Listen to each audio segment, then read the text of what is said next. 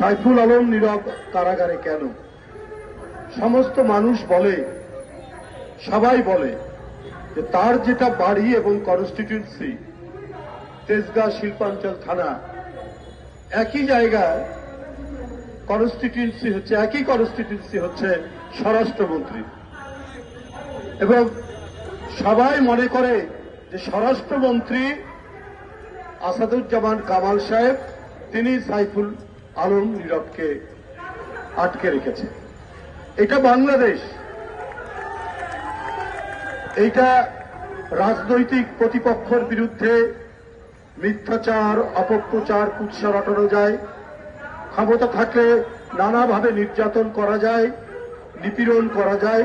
আজকে সাইফুল আলম নীরব সেই নির্যাতনের শিকার। ও তো একজন রাজনীতিবিদ, 2018 নির্বাচন করেছে তেজগাঁ থেকে স্বরাষ্ট্রমন্ত্রীর বিরুদ্ধে।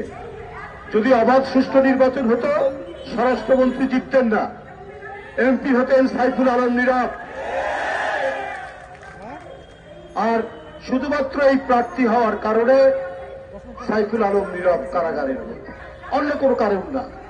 2023 সালে আমরা যখন বেরিয়ে আসছি কারাগার থেকে, আমি, শিমুল ভাই, আরো অনেকে ছিলেন, তখন সাইফুল আলম নীরব, জাহাঙ্গীর, মুন্না, গোলাম মওলা শাহিদ এরা সব ঢুকছে কারাগারের মধ্যে। আমার ধারণা ছিল যে হয়তো 2-3 মাস পর তারা বেরিয়ে আসবে, কিন্তু পরে মনে হলো এরা তো অপেক্ষাকৃত তরুণদের নেতৃত্ব দেয় বা দিয়েছে, এখনো তরুণদের উপর এদের প্রভাব আছে।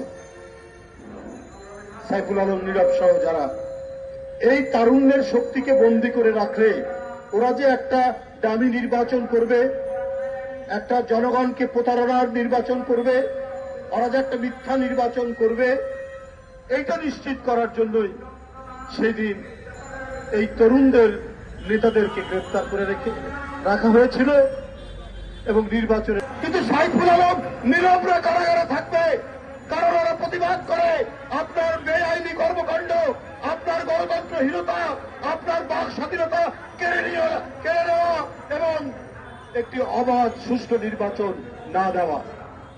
এই কারণে আজকে সাইফুল আলম নীরবরা কারাগারে। শিমুল ভাই বলেছে, আমরা পরশুদিন গেছিলাম সাইফুল আলম নীরবের বাসা। তার 3 সন্তানের আহাজারি দেখে, 3 সন্তানের তার হৃদয়ের ভিতরের কান্না দেখে আমাদের চোখ থেকে অশ্রু ধারা থেমে থাকে। মাসের পর মাস, বছর পেরিয়ে গেল, সাইফুল আলম নীরবের মুক্তি মিলছে না। সব মামলায় জামিন।